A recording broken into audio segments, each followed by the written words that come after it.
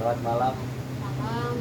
Saya sebagai narasumber ingin mewawancarai, kira-kira kalau boleh tahu menurut Mbak punya kepercayaan,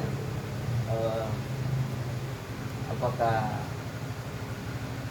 seberapa percaya Mbak menurut pandangan Mbak tentang kebangkitan Yesus pada saat dia bangkit dari wafatnya? Menurut keyakinan saya, kita mohon maaf ya, karena ini keyakinan itu nggak boleh dipaksakan. Yang atas dasar pertama, kita pribadi dan kepada umat Islam lainnya, mewakili saya ya. Jadi keyakinan bagi saya, Yesus itu nabi itu di Quran. Dikatakan toh di ayat berapa tadi? Ayat berapa tadi? Saya nabi 30. Dia Isa berkata, sesungguhnya aku hamba Allah dan dia memberiku kitab Injil. Dari dia menjadi aku seorang nabi.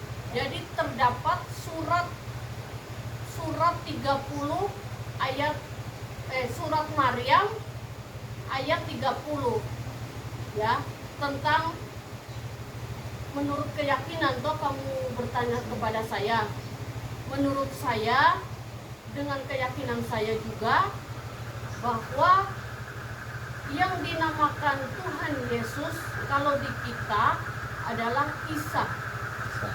Isa berkata, sesungguhnya aku hamba Allah, dia memberiku kitab Injil dan dia menjadikan aku seorang nabi. Dia sendiri tuh yang ngomong, Nabi Isa sendiri. Itu terdapat di surat Maryam ayat 30. Ini buktinya. Ini pengakuan Isa sebagai nabi, Pak. Jadi kalau menurut keyakinan saya, kalau Yesus tidak Tuhan tapi melainkan nabi. Ya, kalau kita keyakinan. Karena ini di Quran begini, kita bukan yang ngomong, ini ngomongnya ini di Quran. Ya toh, mohon maaf toh. Sudah, terus apa lagi? Setelah Isa ini naik pada saat kebangkitannya, kira-kira saat itu apakah statusnya masih sebagai seorang nabi atau mungkin ada status yang lain lagi setelah dia bangkit? Seingat saya, waktu saya belajar di pesantren di Kudus, alamatnya di Demak, bahwa yang diceritakan oleh guru kita yang mengenai Nabi Isa itu, dia itu tidak pernah meninggal, tidak pernah mati.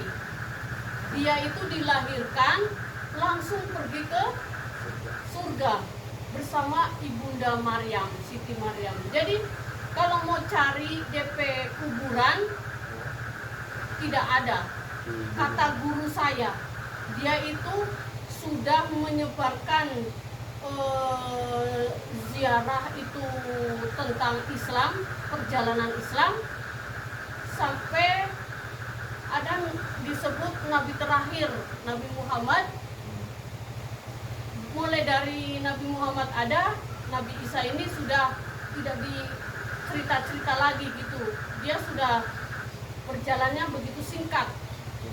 Dia pergi ke surga bersama bundanya, tidak pernah meninggal, tidak pernah mati. Dikatakan di Al-Quran, dikatakan oleh guru saya, nggak pernah meninggal. Tapi terdapat juga di surat An-Nisa ada, saya tidak baca karena ini banyak sekali, jadi kita nggak hafal. Di surat An-Nisa bahwa Nabi Isa itu akan kembali kepada kita, kembali ke dunia kedua kali untuk melawan Dajjal. Dajjal ini yang mengaku sebagai Tuhan, dia akan mengajak semua semua manusia untuk percaya kepada Dia, untuk menyembah pada Dia. Makanya ini akan terjadi hari akhir. kiamat. Hari akhir disebut kiamat, atau enggak bahasa Arabnya Leonul Ma'zuz, kalau nggak salah itu. Saya sudah pada lupa ya toh. Jadi seperti itu perjalanan Nabi Isa. Kalau menurut keyakinan saya dengar dari guru saya dulu waktu sekolah pesantren. Jadi Nabi Isa itu tidak pernah meninggal, tidak pernah mati. Mukjizatnya paling tertinggi menurut saya, yang saya dengar dari ceramah-ceramah guru-guru saya, Nabi Isa. Berarti dalam Nabi Isa punya bahasa orang sekarang ini pangkat. Kalau zaman dulu kan